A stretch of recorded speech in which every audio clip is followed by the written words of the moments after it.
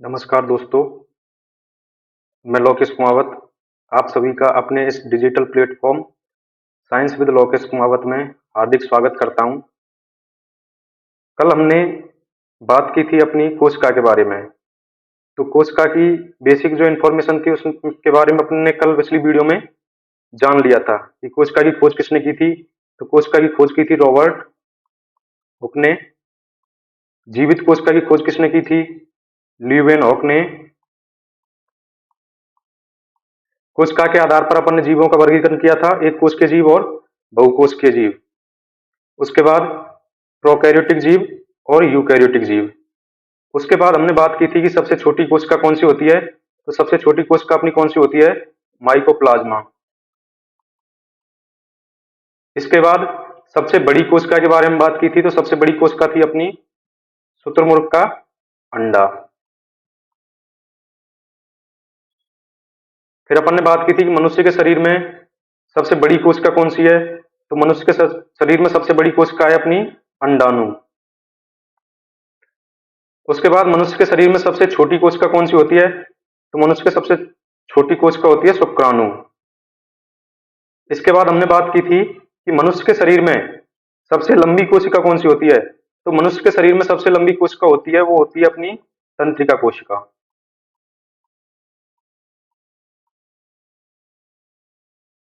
इसके बाद अपन ने कोशिका सिद्धांत पढ़ा था। उसके बाद आज अपन बात करते हैं कोशिका की संरचना के बारे में। तो कोशिका की संरचना में बेसिकली तीन पार्ट होते हैं। एक उसका सबसे बाहर का आवरण जो होता है उसको बोलते हैं अपन कोशिका कला यानी कि सेल मेम्ब्रेन। दूसरा साइटोप्लाज्म कोशिका द्रव्य। और तीसरा है अपना न्यूक्लियस, इसको बोलते हैं केंद्रक। अब यहाँ पे अपन बात करते हैं कि कोशिका कला के बारे में।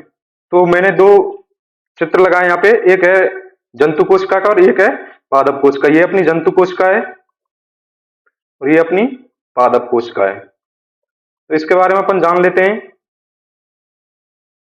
ये जंतु कोशिका में अपन बात करें तो सबसे पहले इसका जो बाह्य आवरण जो है, ये वाला जो आवरण है ये है कोशिका कला, इसको बोलते हैं सेल मेम्ब्रेन।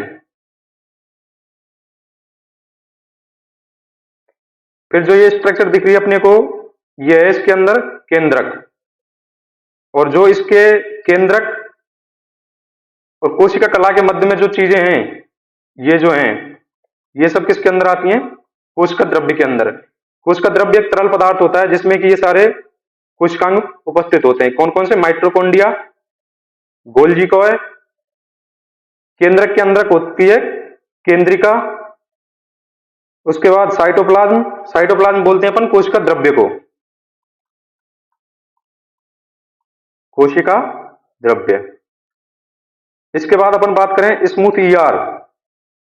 ईआर मतलब एंडोप्लाज्मिक रेटिकुलम यानी कि चिकनी अंतःप्रद्रवी जालिका।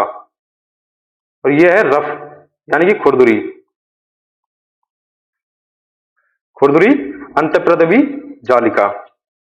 अब अपन बात करें प्लांट सेल के बारे में।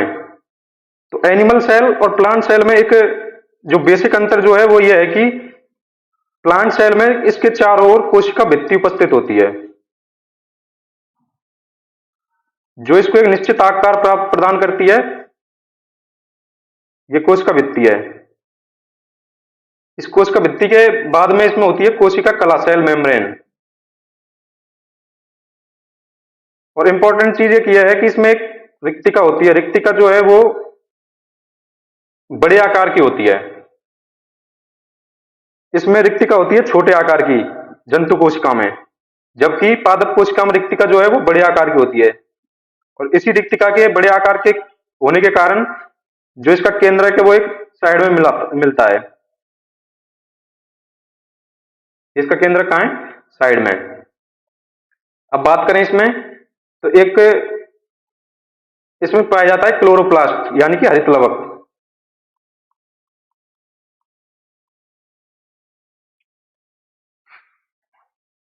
और सारे के सारे कोशिकांग वही होते हैं जो कि जंतु कोशिकांग होते हैं। Mitochondria, lysosome, Golgi coy, smooth ER, nucleus, rough ER और ये वैक्यूल। वैक्यूल यानी कि रिक्तिका। रिक्तिका इसमें बड़े आकार की होती है।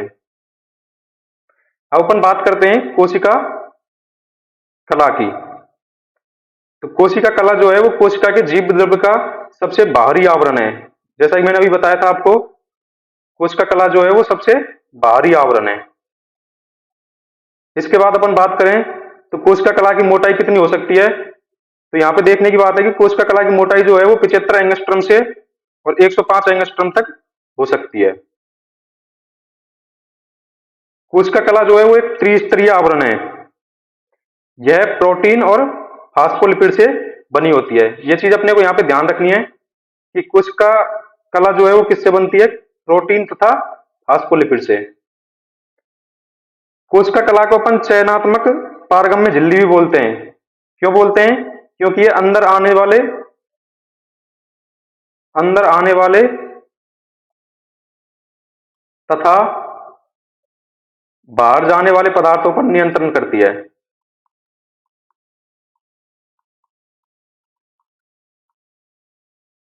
बाहर जाने वाले पदार्थों पर नियंत्रण रखती है,